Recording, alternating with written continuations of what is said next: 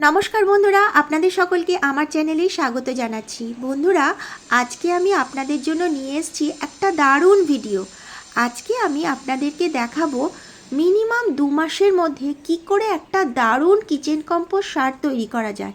আর যেটা তৈরি করতে গিয়ে আমাকে কিন্তু কোনো রকম জিনিস বাইরে থেকে নিতে হয়নি, প্রত্যেকটা জিনিস কিন্তু আমি রান্নাঘর থেকে পেয়ে গেছি।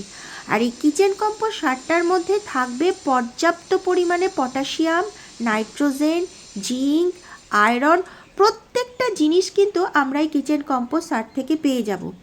আর একটা ব্যাপার, এই কিচেন কম্পোস্ট সারটা তৈরি করার সময় কিন্তু এতটুকু দুর্গন্ধ বেরোবে না।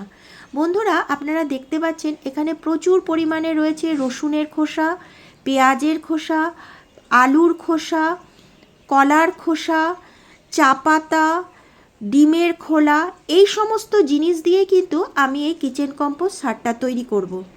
রান্নাঘরে সবজির খোসা কিন্তু সেরকম আমি এখানে ব্যবহার করছি না, তার জন্যই কিন্তু আমার এই কিচেন কম্পোস্ট সারটা তৈরির সময় সেরকম দুর্গন্ধ বেরোচ্ছে না। আর এখানে দেখতে পাচ্ছেন আপনারা প্রচুর রয়েছে কমলা লেবুর খোসা। এই কমলা লেবুর খোসাগুলোকে আমি একটু শুকিয়ে নিয়েছি, ফলে কিচেন কম্পোস্ট সারটা তৈরি করার সময় কিন্তু অতটা পরিমাণে দুর্গন্ধ বেরোবে না। আর এই যে দেখুন কলার খোসাগুলো কত শুকিয়ে একদম কালো হয়ে গেছে। আর এই গ্রো ব্যাগের মধ্যে রয়েছে ভর্তি একদম প্রচুর শুকনো করা রয়েছে এখানে চা পাতা, মানে অনেক জায়গাতে। এই যে সামনে সবুজ প্লেটটার মধ্যেও রয়েছে চা পাতা, এখানে রয়েছে দেখাচ্ছি আপনাদেরকে, দেখুন আলুর খোসা, এগুলো শুকিয়ে গেছে। মানে এখানে যা যা জিনিস আমি আজকে ব্যবহার করছি, কোনো জিনিস থেকে কিন্তু বন্ধুরা দুর্গন্ধ বেরোবে না, কিন্তু প্রত্যেকটা জিনিস কিন্তু দেখুন আমি রান্নাঘর থেকে পেয়ে গেছি। চা পাতার মধ্যে রয়েছে পর্যাপ্ত পরিমাণে নাইট্রোজেন। আর এই চা পাতাগুলো আমি রান্নাঘরের চা পাতা, এগুলো ভালোভাবে ধুয়ে আমি রোদ্রে শুকিয়ে নিয়েছি, ফলে এখানে এতটুকু দুধ বা চিনি যেটা দিয়ে আমরা চা তৈরি করি সেগুলো একদম নেই। সেটা যদি থেকে থাকে তাহলে কিন্তু গাছে পোকা হবে। আর দেখুন প্রচুর নিয়ে নিয়েছি আমি কলার খোসা আর কমলা লেবুর খোসা। এই কমলা লেবুর খোসাগুলোকে একটু আমি শুকিয়েই নিয়েছি। কিছু কলার খোসা রয়েছে শুকনো, আর কিছু কলার খোসা এখনও শুকোয়নি, ওইগুলোকে আমি একটু ছোট ছোট টুকরো করে কেটে দেবো। আর এখানে দেখুন প্রচুর রয়েছে রসুনের খোসা আর পেঁয়াজের খোসা। পেঁয়াজ আর কলার খোসার মধ্যে বন্ধুরা প্রচুর পরিমাণে থাকে পটাশিয়াম। পটাশিয়াম গাছের ফুল ফল আনতে সাহায্য করে, ফুল ফল ঝরে যেতে যাতে না যায় সেটা দেখে পটাশিয়াম। আর চা পাতাতে রয়েছে প্রচুর পরিমাণে নাইট্রোজেন, যাতে গাছের পাতা সবুজ থাকে সেটা দেখে নাইট্রোজেন।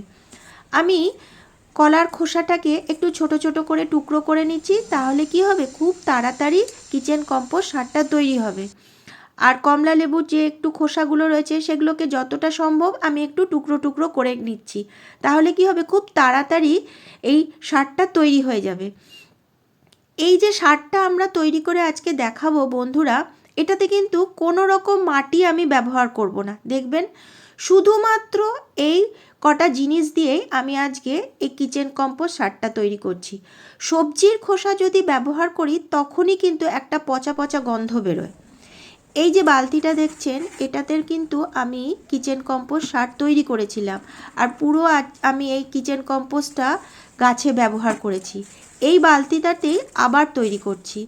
প্রথমে আমি সবজির খোসাগুলো সব ঢেলে দিলাম, দেখুন এক ঝুড়ি সবজির খোসা কাটলাম ছোট ছোট টুকরো করে, সেটা সব আমি এই বালতিতে ঢেলে দিলাম। আর এখানে ব্যবহার করছি অল্প একটু গোবর সার, অল্প একটু দেখুন গোবর সার দিয়ে দিলাম। এরপরে আবার আমি দিয়ে দিচ্ছি এই গ্রো ব্যাগের মধ্যে রয়েছে ভর্তি চা পাতা। এই চা পাতাগুলোও কিন্তু আমি শুকিয়ে রেখেছি, অনেক দিন ধরে চা পাতাগুলো নিচ্ছি।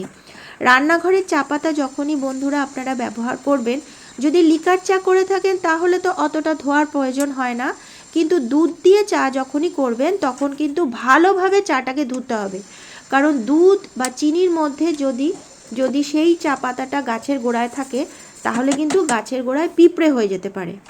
এরপরে দেখুন আমি পেঁয়াজের খোসা আর রসুনের খোসাগুলো দিয়ে দিলাম, আবার এক মুঠ আমি একটু গোবর সার ওপর থেকে দিয়ে দিচ্ছি। খুব কম গোবর সার কিন্তু ব্যবহার করছি, বেশি কিন্তু এখানে রয়েছে রসুনের খোসা, পেঁয়াজের খোসা, আদার খোসাও রয়েছে। আবার দিয়ে দিচ্ছি আমি দেখুন এখানে কমলা লেবুর খোসা।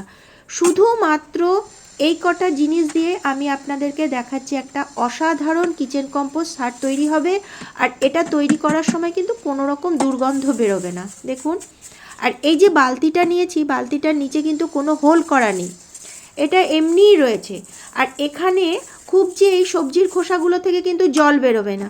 যদি জল বেরোনোর হয় শুধুমাত্র ধরুন ওই কলার খোসা বা কমলা লেবুর খোসা থেকেই বেরোবে, কিন্তু এগুলো যেহেতু শুকনো করা রয়েছে সেরকম মাত্রায় এই সবজির খোসা থেকে জল বেরোবে না। দেখুন যা যা কমলা লেবুর খোসা ছিল সেটা সম্পূর্ণটা আমি দিয়ে দিলাম, আর কলার খোসাগুলোও দিয়ে দিলাম। একদম শুকিয়ে কালো হয়ে গেছে, একটু ছোট ছোট টুকরো করেও রেখেছিলাম কিছু কলার খোসা, সেগুলোকেও দিয়ে দিলাম। এই যে কৌটোগুলো, এই কৌটোগুলোর ভেতরেই আমি কিন্তু এই আলু, পেঁয়াজের খোসা, রসুনের খোসা, আদার খোসা এগুলো জমাতে থাকি। জমিয়ে জমিয়ে এইভাবে আমি সার তৈরি করি। দেখুন একদম চা পাতাটা কেমন শুকিয়ে গেছে, খুব ঝুরঝুরে করে শুকিয়ে রেখেছি। আর এই আলুর খোসাটা যেটা রয়েছে সেটাও আমি দিয়ে দিলাম। আলুর খোসা তো খুব উপকার গাছের পক্ষে, খুব উপকার।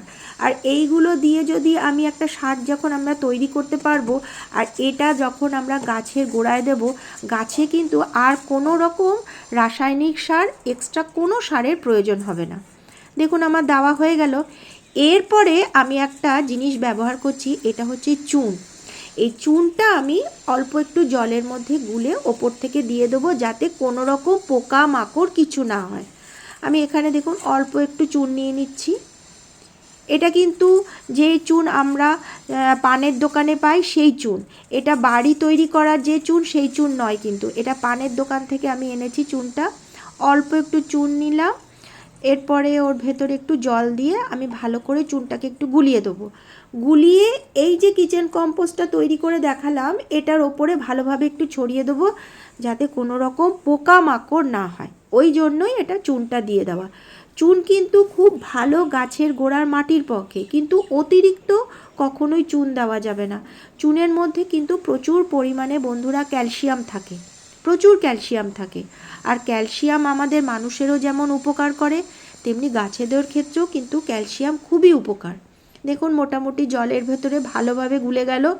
এরপরে আমি এটা বালতির জলে দিয়ে দেবো। বন্ধুরা এইভাবে যদি আমরা কিচেন কম্পোস্ট সার তৈরি করতে পারি, 2 মাস পরে শুধুমাত্র এই কিচেন কম্পোস্ট সারটার মধ্যেই কিন্তু আমরা কোনো না কোনো সবজির গাছ কি ফুলের গাছ বসাতে পারি, কোনো মাটিও ব্যবহার করতে হবে না। 2 মাসের মধ্যে এটা খুব ভালো একটা সার তৈরি হয়ে যাবে। এই রকম আমরা রান্নাঘরে সবজির খোসাগুলোকে অল্প অল্প করে জমিয়ে রেখে কিন্তু খুব সুন্দরভাবে সার তৈরি করতে পারি গাছের জন্য। এখানে পর্যাপ্ত পরিমাণে পটাশিয়াম, নাইট্রোজেন সমস্ত রকম গুণাগুণ কিন্তু এই কিচেন কম্পোস্ট সার থেকে আমরা পেয়ে যাব। আর এগুলো যদি গাছের পক্ষে খুবই উপকার। তো পুরো জলটাই দেখুন আমি ব্যবহার করে নিলাম, বাটিটা ধুয়েও বাকি জলটা দিয়ে দিলাম।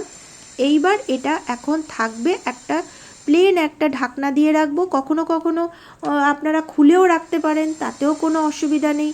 রোদের মধ্যে রাখতে হবে তার কোনো ব্যাপার নেই, বা ছায়াতে রাখতে হবে তার কোনো ব্যাপার নেই, যে কোনো একটা জায়গায় রেখে দিলেই হবে।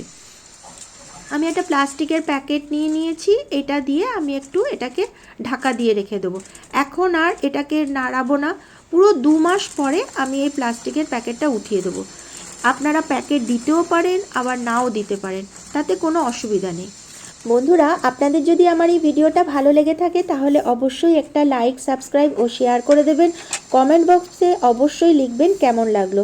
তো বন্ধুরা দেখুন ডিব্বাগুলো তো ফাঁকা হয়ে গেল।